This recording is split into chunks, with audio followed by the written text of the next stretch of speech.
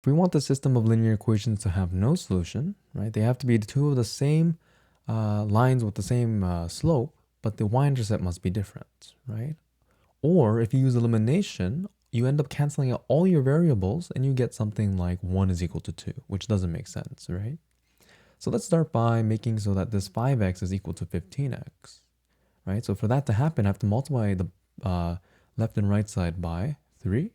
Then I can get 3cy plus 3, right, is equal to 15x. So if I subtract these two equations, right, this gives me 0. 8 minus 3 gives me 5. But I want this 9y minus 3cy, right? I want this to give me 0. Okay, that way I can get this 5 is equal to 0, which doesn't make sense. Okay, so subtracting these two, you end up getting 9 minus 3cy plus 5. But if I want this thing to be 0, right, we can solve for that. Bring the 3c over and divide both sides by 3, and you get that c must be 3. Okay, so if c is equal to 3, this system has no solution.